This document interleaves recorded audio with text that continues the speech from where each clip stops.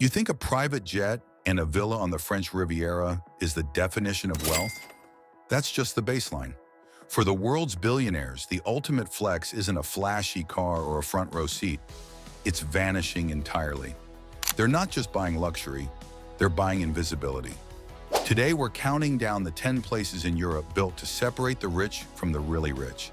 The private domains and secret retreats where money doesn't talk. It disappears. Number 10, St. Moritz, Switzerland. Kicking off our list is the birthplace of alpine winter tourism, St. Moritz. For over a century, this has been a capital of winter prestige. But there is a clear dividing line here.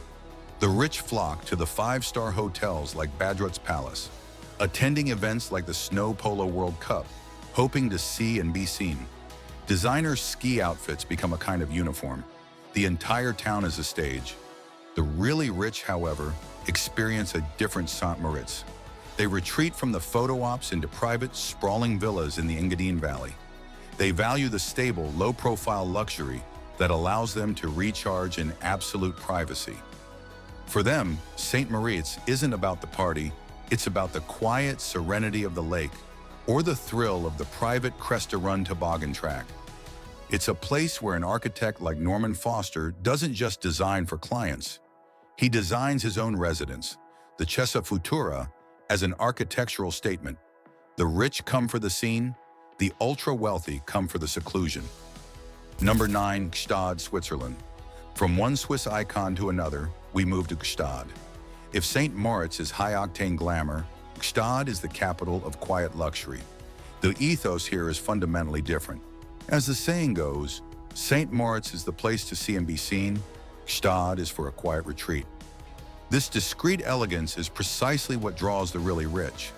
They aren't here for a weekend. They are here for long, uninterrupted stays. Celebrities and powerful families favor Gstaad for its safety in a culture of hospitality that prioritizes privacy. The merely rich might get a suite at the Gstaad Palace, but the truly entrenched ultra-wealthy possess sprawling, multi-generational chalets that look modest from the outside, but hold immense comfort and security within.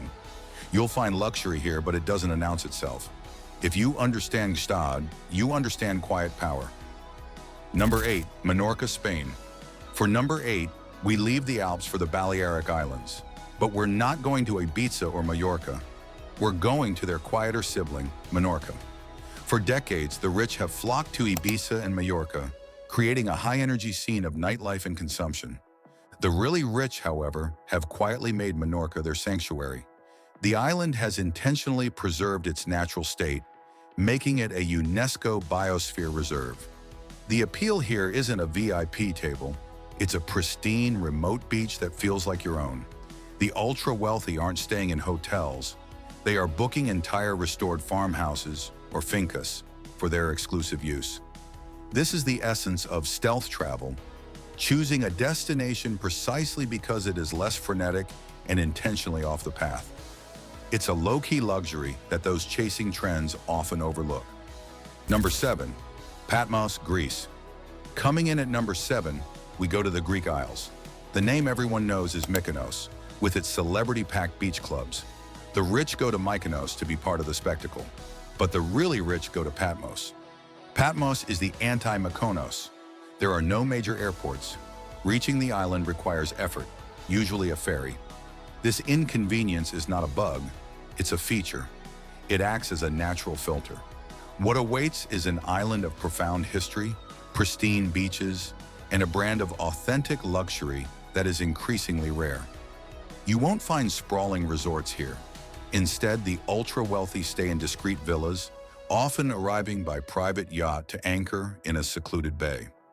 They choose Patmos not to be seen, but to disappear. It represents a clear choice, a crowded, trendy island versus the timeless allure of genuine peace. Number 6, Lake Orta, Italy. For number 6, we head to the Italian lakes. The first name that comes to mind is Lake Como, a world of glamour and celebrity villas. It is, without a doubt, a magnet for the rich. But for a growing number of the really rich, Como has become too much of a showroom. They are turning instead to a hidden gem just to the west, Lake Orta. Lake Orta is what happens when wealth decides it no longer needs to perform. It's calm, it's deliberate. It's where the wealthy go when they want the alpine scenery without the crowds. The luxury here is subtle. Instead of grand, flashy hotels, you'll find the 11-room boutique hotel, Casa Fantini, or restored private villas. Choosing Lake Orta over Lake Como is a statement. It says you value serenity over spectacle. It's the perfect embodiment of stealth wealth. Number 5 is France. Now at number 5, we return to the French Riviera, but we're bypassing Cannes and Saint-Tropez. Instead, we're ascending the cliffs to the medieval village of Aix. Perched between Nice and Monaco, Aix offers all the allure of the Côte d'Azur, but with a focus on privacy over visibility. The rich visit Aix for the day. They climb its cobbled streets, take pictures, and have lunch at a famous hotel. The really rich, however, use it as a discreet base. Billionaires are drawn to its understated atmosphere, which provides an escape from the crowds of its more famous neighbors. They stay in secluded villas tucked into the cliffs, shielded from view. The primary currency here is not who you see, but who doesn't see you. Aix proves that on the world's most famous coastline, the greatest luxury is not being at the center of the action, but observing it from a tranquil, protected perch. Number 4, the Amalfi coast in Positano, Italy. Climbing to number 4 is another Italian icon, the Amalfi coast. This stretch of coastline has attracted the global elite for generations. But here, more than anywhere, the line between the rich and the really rich is defined by access. The rich arrive by car, navigating the famously crowded coastal road. They stay in luxury hotels and compete for reservations. The really rich bypass all of this. They arrive by private boat or super yacht, accessing hidden villas that are completely invisible from the road. Their experience is one of serene, waterbound isolation. They swim in secluded coves, unreachable by the public, and dine with private chefs on terraces overlooking the sea. The difference is stark. One is a beautiful but stressful vacation. The other is an effortless, exclusive paradise. Number 3, Capri, Italy. At number 3, we arrive at the island of Capri, a magnet for the glamorous since Roman times.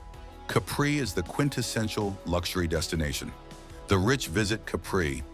They stay in its grand hotels and shop on its famous streets. The really rich use Capri as a jumping-off point for something even more exclusive, their own private island. Just off the coast lie smaller, privately owned islands, like the Ligali Archipelago. These estates, complete with mansions and total seclusion, are available to those with the right connections and the super yacht to get there. For this group, the main island of Capri is merely the backdrop. Their true playground is a private world where their privacy is absolute, a level of seclusion that even the wealthiest visitors on Capri itself cannot achieve. Number 2, Corsica, Domaine de Murtoli, France. For our runner-up spot, we travel to a place that takes privacy to a new level, the French island of Corsica, and specifically, the Domaine de Murtoli. For the billionaire seeking to escape the polished feel of the Riviera, the rugged landscape of Corsica is the perfect antidote, and Domaine de Murtoli is its most exclusive expression. This is not a hotel. It is a private 6,000-acre estate. Here, 17th century stone houses have been converted into ultra-secluded luxury villas, scattered across thousands of acres of valleys and coastline. Each villa has private beach access, some so remote they are only accessible by 4x4. It's a working farm with its own Michelin-starred restaurant and a private golf course. This is for the ultra-wealthy who find even the most exclusive resorts too confining. It's for those who desire not just a private villa, but their own private wilderness. Number 1, Les Parcs de Saint-Tropez, France. And now for the number 1 spot. We return to Saint-Tropez, but we are going behind the gates into a world that is completely invisible.